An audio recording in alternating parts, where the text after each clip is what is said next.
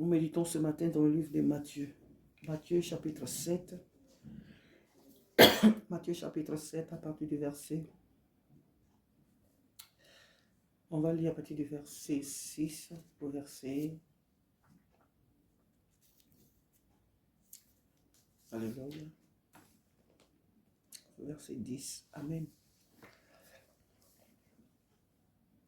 La Bible dit, ne donnez pas les choses saintes aux chiens et ne jetez pas vos perles devant les pourceaux, de peur qu'ils ne les foulent aux pieds, ne se retournent et ne vous déchirent.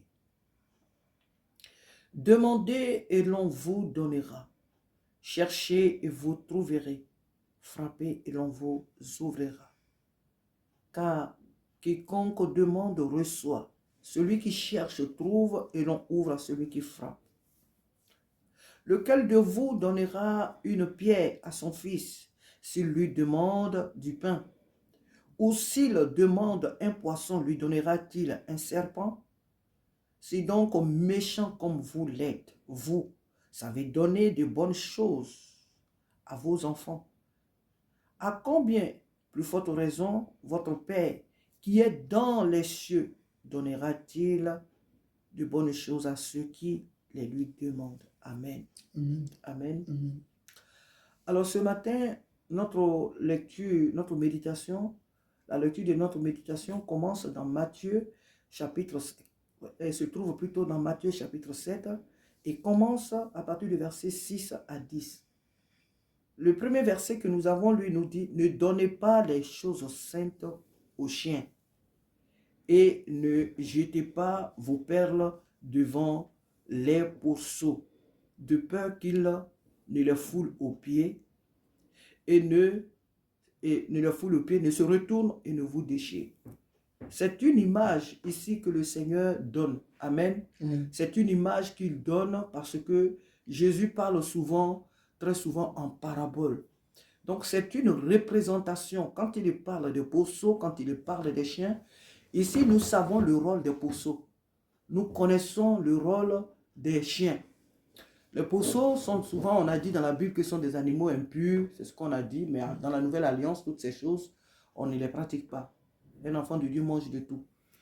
Donc, les pourceaux, ce sont des animaux qui n'ont pas peur de la saleté. Ils n'ont pas peur de se salir. Ils aiment plus les saletés. Ils aiment plus les saletés. Et donc, même dans leurs propres excréments, ils peuvent se rouler dedans. Donc, ce sont des animaux sales. Ensuite, il dit, ne jetez pas vos pelles devant les pourceaux. Et ensuite, il dit, ne donnez pas les choses saintes. Ne donnez pas les choses saintes aux chiens. Et nous savons que le rôle des chiens, c'est que, pour moi qui ai vécu avec des chiens, parce que dans mon jeune âge, chez nous, on avait beaucoup de chiens. Notre mère aimait beaucoup, je ne sais pas, mais elle aimait vraiment les chiens. Donc, tout le temps, on avait des chiens chez nous. Donc, je sais un peu l'attitude, je connais bien l'attitude des chiens. Le chien, il vient, tu lui donnes à manger, il a bien mangé, et ensuite, il rend tout ce qu'il a mangé, et il retourne encore, il reprend tout ce qu'il a rendu. Donc, il reprend sa vomissure, le chien. Voilà l'attitude d'un chien. Il y a bien beaucoup d'autres choses qu'il peut faire, mais je crois que c'est ce que le Seigneur vise. Et le chien, c'est un animal très agressif. Le chien est un animal très dangereux. Le chien, il mord. Le chien, ici, le chien même peut tuer même celui qu'il adopte. Et nous avons tant d'exemples, surtout ici en Europe. En France, ici, nous avons entendu plein de témoignages. Pas plus tard que l'année dernière, il y a un chien qui a mangé un enfant. Son propriétaire est sorti. Il a laissé l'enfant dans la maison. Il est sorti avec le plus grand. Il est parti. Mais il y a tellement d'exemples. Il y en a plein. Donc, les chiens, des fois, ils peuvent tuer leur propriétaire. Quand bien même qu'il a vécu longtemps avec ce propriétaire, le chien peut le tuer. Le chien, ce n'est pas une catégorie. Ici, le Seigneur ne parle pas d'une catégorie de chiens. Il parle du chien, c'est qui est chien? L'animal est chien en général. L'animal est chien, qu'il soit rottweiler, qu'il soit qui qu'il soit, l'animal chien. La Bible dit, ne leur donnez pas les bonnes choses. Ici, Dieu n'est pas en train de parler au sens propre. L'animal chien, c'est un animal de compagnie, c'est un animal qui même guide même les aveugles pour d'autres qu'on a dressés. Donc, ce sont des animaux que Dieu a créés. Mais le péché étant rentré dans le monde, a fait des animaux, pas que les hommes, mais même toute la création de Dieu est devenue une création contraire au plan divin, au plan de Dieu. Tous les animaux, tout, même les arbres, mais je dis toute la création de Dieu n'est pas dans son élément original. Tout a été perverti. Tout est habité par des démons. Même les arbres sont habités par des esprits impurs. Les eaux, tout est habité par les esprits impurs. Les aliments même que nous mangeons, c'est pourquoi la Bible nous dit de prier avant de manger.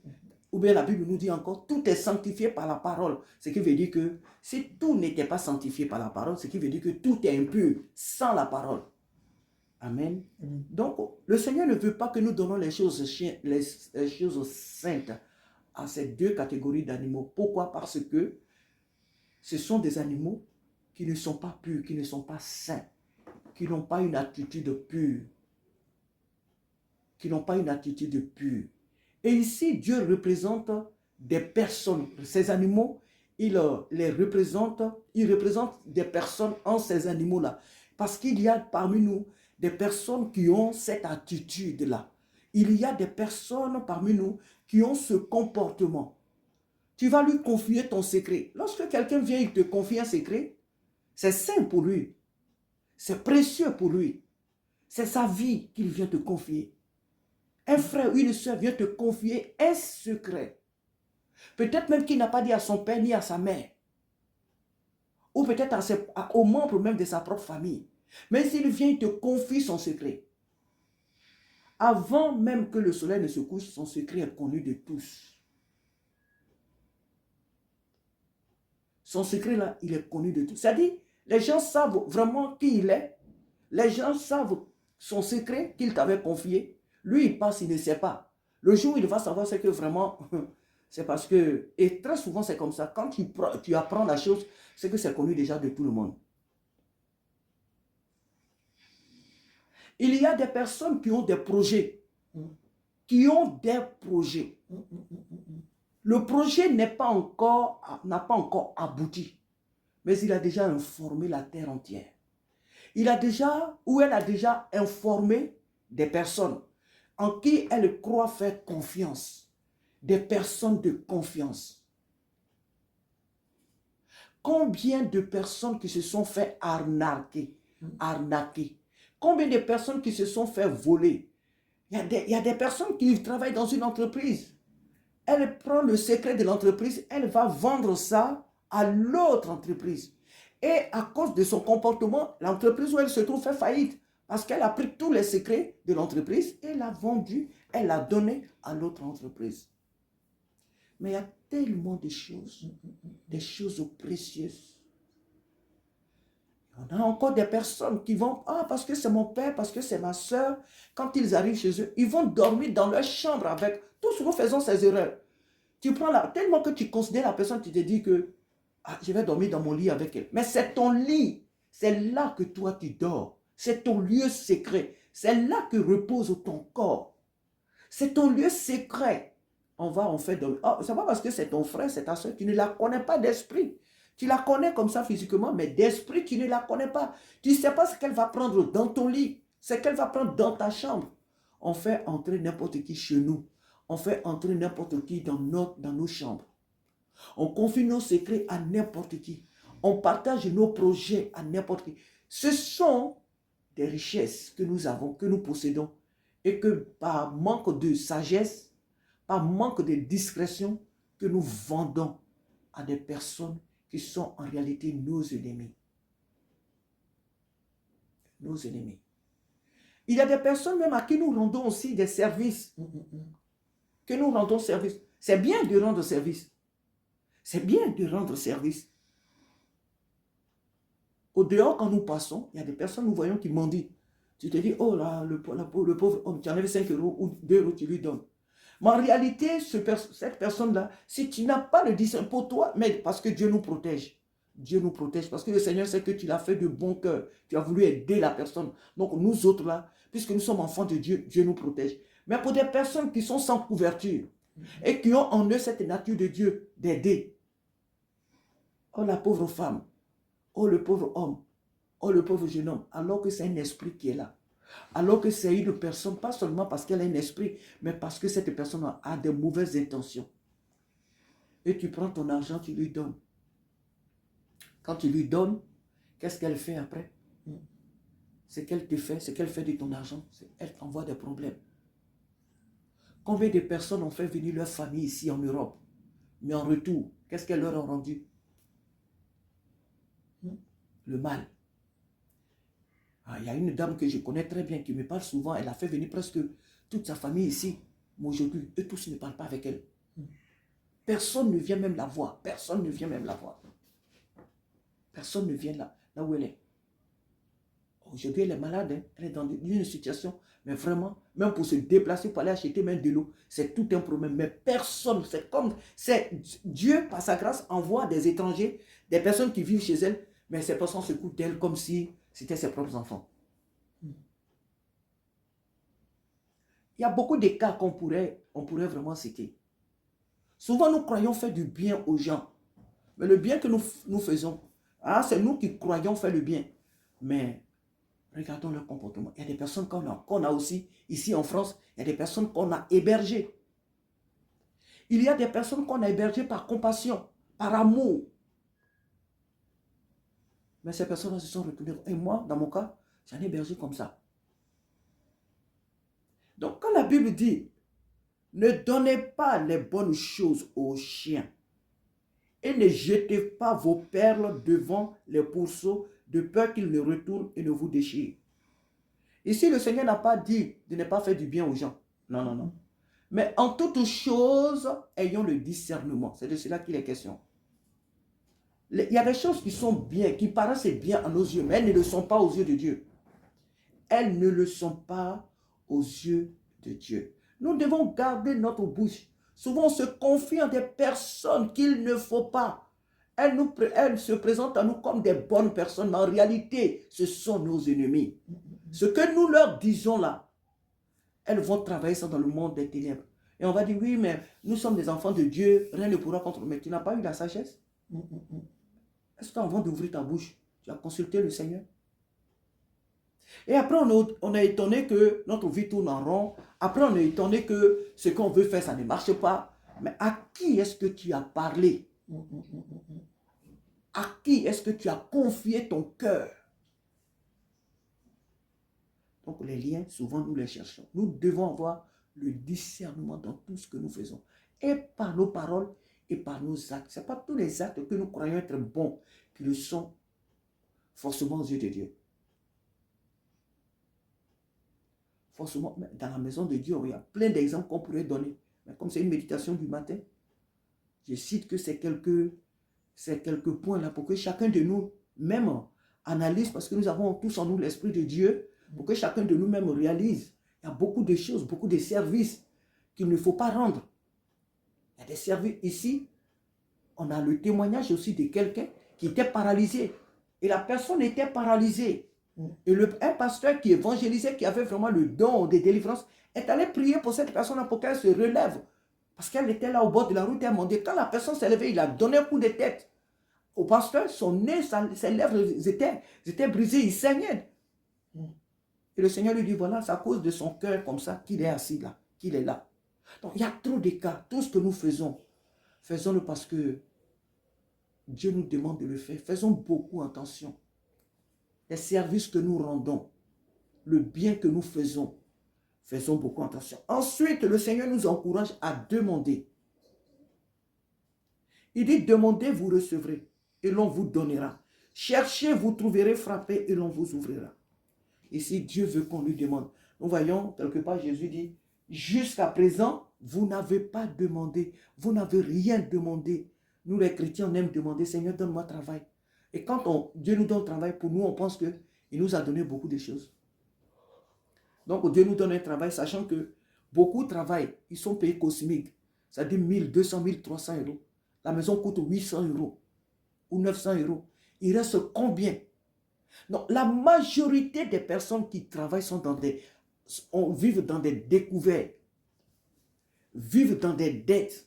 Parce qu'en réalité, une maison qui coûte 800 euros, quand 1300 euros, tu as payé une maison de 800 euros, il te reste combien pour payer la facture de courant, d'Internet, ton téléphone, ton transport, comment tu t'habilles, comment tu manges. Et pour nous qui venons d'Afrique, comment tu fais face aux besoins des parents que tu as laissés après toi. Si jamais aussi tu as laissé des enfants, tu vas payer leurs études. Comment tu fais? C'est pas ça, c'est une vie d'esclavage. Et il y a des gens qui vivent comme ça, juste à ce qu'ils meurent. Le salaire que nous gagnons là, ce n'est pas parce que ma bouche me maudit, mais c'est une réalité.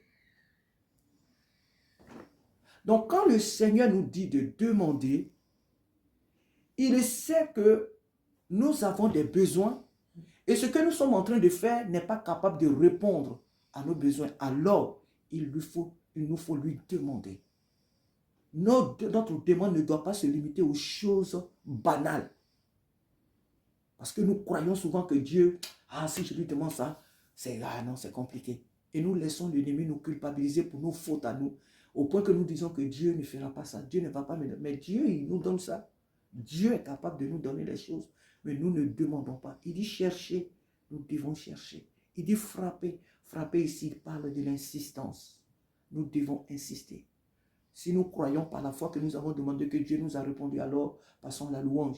Mais sinon, demandons. Jésus nous a donné l'exemple de la veuve et le juge inique pour dire qu'elle a tellement insisté que le juge finalement lui a fait justice de sa partie adverse.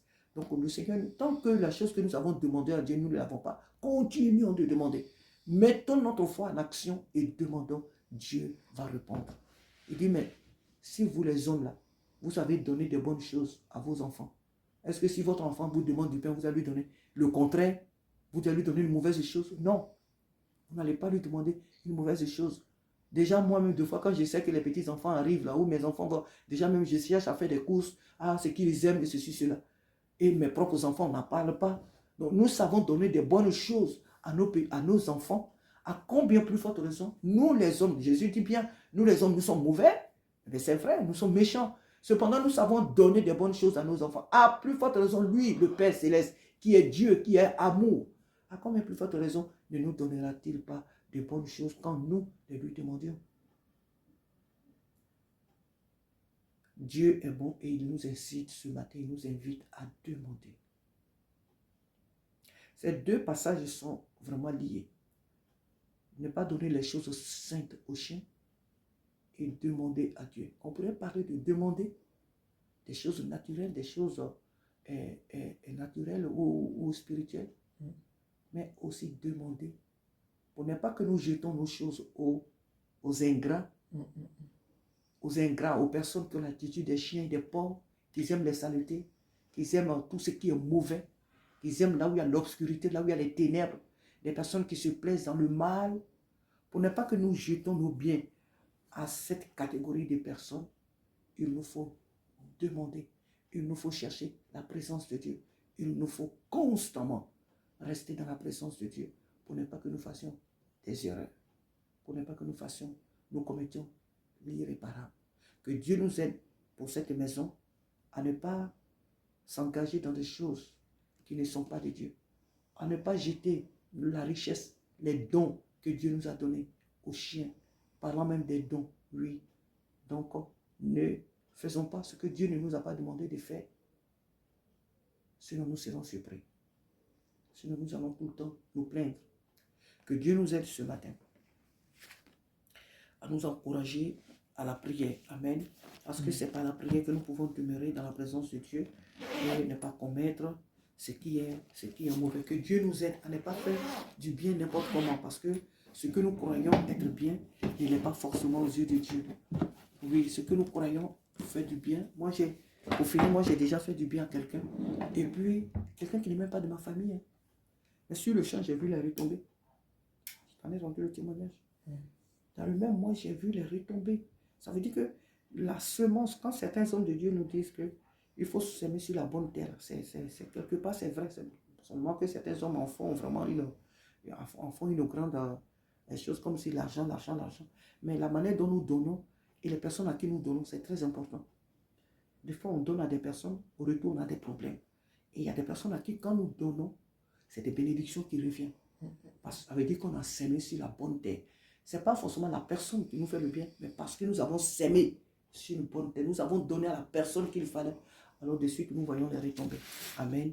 Que Dieu nous aide, que Dieu nous bénisse. Amen, amen.